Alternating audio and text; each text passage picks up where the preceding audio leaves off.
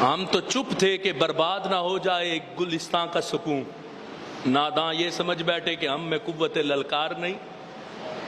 اب دیکھو کئی لوگ جو پیر میر علی شاہ صاحب رحمت اللہ علیہ کے خلاف اس وقت زبانیں کھول رہے ہیں۔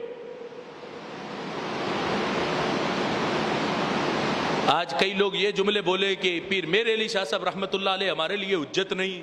شاہ صاحب نے یہ اپنی کتاب تصفیہ شیعہ مبین سنی کے اندر ہی لکھا ہے۔ پیر میر علی شاہ صاحب ہمارے سر کا تاج، ہم ان کے پاؤں کی خاک برابر بھی نہیں، ہمارے لیے وہ بڑے، لیکن ہمارے لیے ان کی بات حجت نہیں۔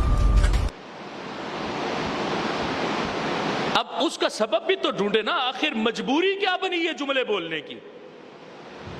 کس چیز نے مجبور کیا ہے تمہیں کہ تم یہ جملے بولو کہ پیر میر علی شاہ صاحب ہمارے لیے حجت نہیں ہے؟ باطن کی غلاظت نے مجبور کیا ہے کہ اگر تم نے پیر میر علی شاہ کو حجت مان لیا تو پھر اپنی غلاظت کو ختم کرنا پڑے گا۔ کیوں؟ پیر میر علی شاہ صاحب رحمت اللہ علیہ نے تو باطن کی صفائی کا حکم دیا، باطن کو پاک کیا اپنی تعلیمات کے ذریعے، اور اگر ہم نے پیر میر علی شاہ صاحب کو مان لیا تو ہمیں تو اپنی باطن کی گندگی ساری صاف کرنا پڑے گی۔ اپنے گند کو صاف نہیں کرنا، اکابرین کو پڑ جانا کہ نہیں وہ ہمارے لیے حجت نہیں ہے، لیکن ہمارے لیے ان کی بات حجت نہیں۔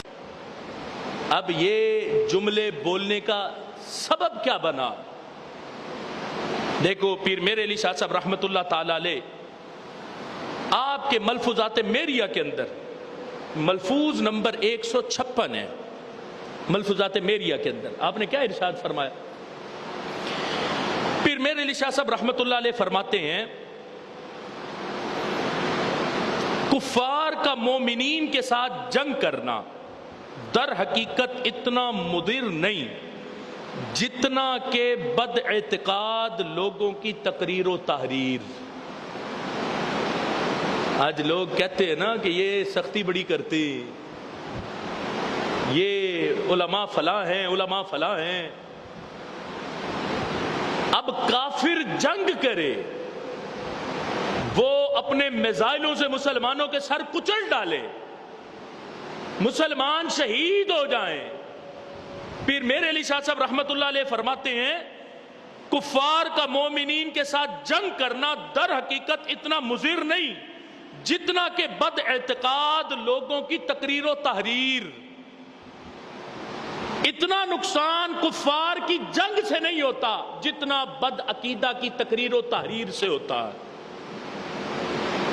ایسے نہیں لوگ کہتے کہ پیر میر علی شاہ ہمارے لیے حجت نہیں، لیکن ہمارے لیے ان کی بات حجت نہیں۔ اگر حجت مان لیا تو پھر وہابیت سے جفے کون چھڑائے گا؟ اگر میر علی شاہ کو حجت مان لیا تو اندرون خانہ قادیانیت نوازی کدھر جائے گی؟ اگر میر علی شاہ کو حجت مان لیا تو ہماری رفض کی گود میں پلنے کا سبب کدھر جائے گا؟ اگر پیر میر علی شاہ کو حجت مان لیا تو حنیف قریشی کی پپیاں کون لے گا؟ پیر میر علی شاہ صاحب رحمت اللہ تعالی علیہ کو حجت نہ ماننے کا سبب یہ ہے کہ آپ نے جڑیں کاٹی ہیں صلح کلیت کی۔ آپ نے کہا اتنا نقصان کفار کے ٹینکوں سے نہیں ہوتا جتنا نقصان بد عقیدہ کی تقریر و تحریر سے ہوتا ہے۔